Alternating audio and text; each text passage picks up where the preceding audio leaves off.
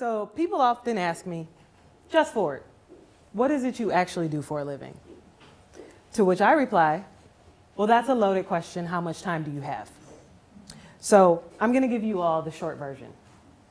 For the last 13 years, I've been a trainer and coach, both in sales and leadership, business to business and business to consumer, mostly in the mortgage industry. I love my job. I'm very thankful I get to do it, but I love the way I do it. My passion turned out to be helping others grow. Despite this fact, landing a job in sales and leadership was nowhere on my radar when adults used to ask me what I wanted to be when I grew up. Back then, I would have told you I wanted to go to the WNBA. Fun fact, I'm 5'6". Nonetheless, Spalding was my first love, so I look at my life through two lenses, on the court and off the court. On the court relates to my professional life. Off the court, my personal life. For a quick visual, my uniforms on and off are pretty similar. T-shirt, jeans, very basic shoes. But on the court, I like to throw on a blazer.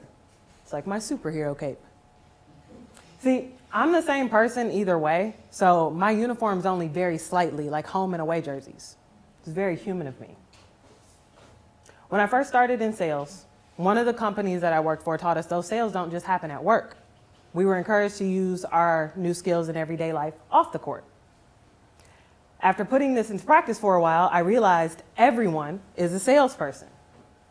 No matter what your role is, no matter what your title is, we're all playing on and off our own courts, and we're all selling while we're at it. One of my favorite female entrepreneurs once said to me, "Kid, 95% of business is people. The other 5% is just business." So we're going to take that measly little 5%, we're going to set it aside, and we're going to talk about the rest. So today, I like to sell all of you on two ideas. One, no matter who you are a salesperson. Two, the key to modern sales is practicing what I've coined as the good human method. So let's start by examining this idea of being a good human. What's it mean? What's the criteria? Well, being a good human in sales involves prioritizing honesty, empathy, and integrity in your interactions with customers while bringing no intentional harm. Well, being a good human in life calls for all the same traits, but instead of your customers, you're interacting with your friends, your family, your neighbors, your coworkers, and just other people in general. Now we're going to define harm. According to the Britannica Dictionary, harm is defined as something that causes someone or something to be hurt, broken, made less valuable, or less successful. There are different ways to harm people. Sometimes you don't see it happen, but that doesn't mean it didn't.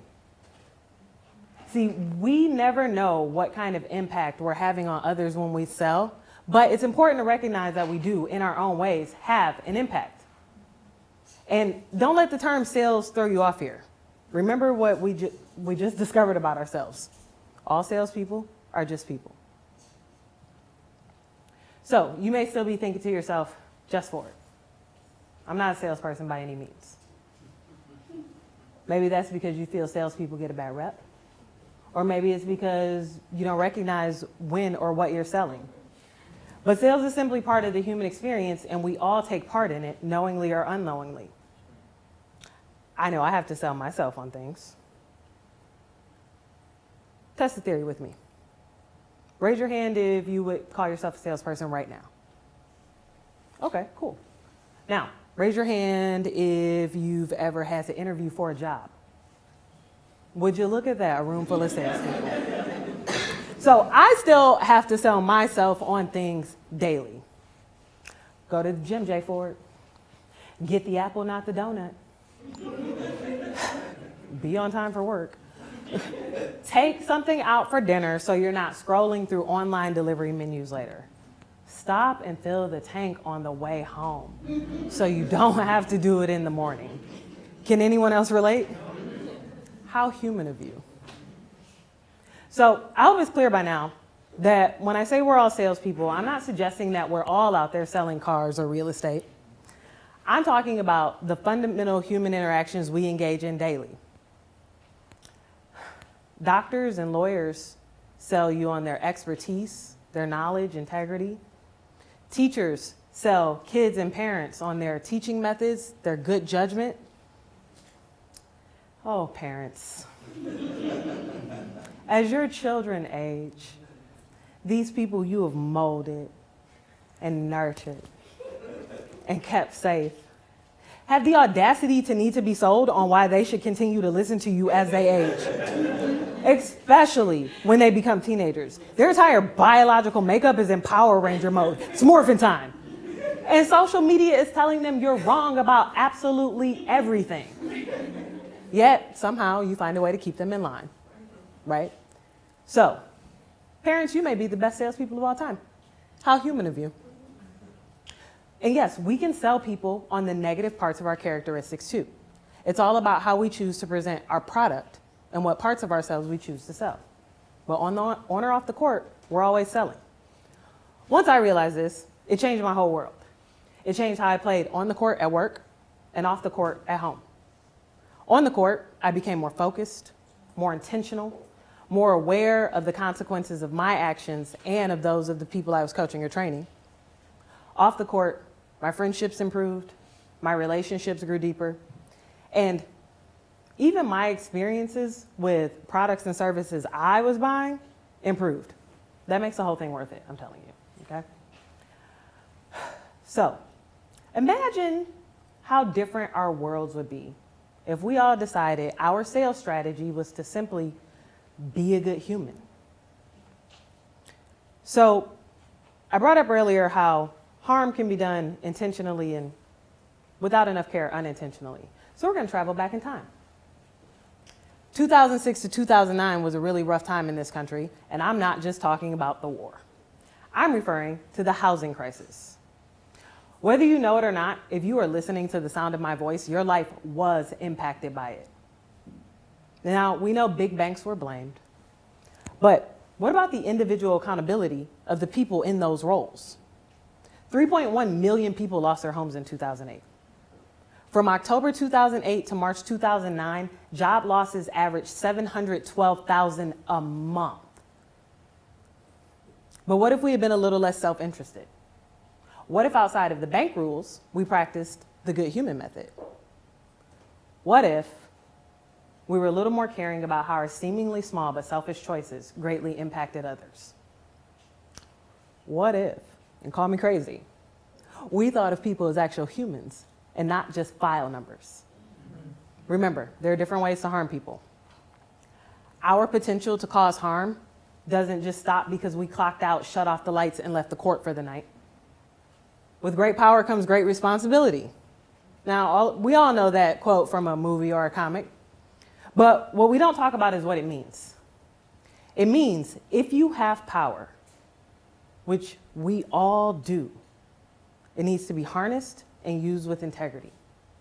It means if you have the ability to do something, do it with the good of others in mind. Hopefully, some of what I'm talking about today allows you to reflect on just how much power we all have as sales people. And I say we because I've made my fair share of mistakes in my own journey, all with the very best of intentions, but mistakes were definitely made. It's part of the growing process. How human of me. In business, I found success in the good human method. I get to help people grow their businesses and strengthen their relationships. I get to help people achieve their wellness and financial goals, knowing I was just a small part of the process. I get to inspire hope in people. And yes, I get more referrals. This way of doing business spills over into my personal life because I'm choosing to focus on the 95% of business, which is just people. So, how do I know it's working?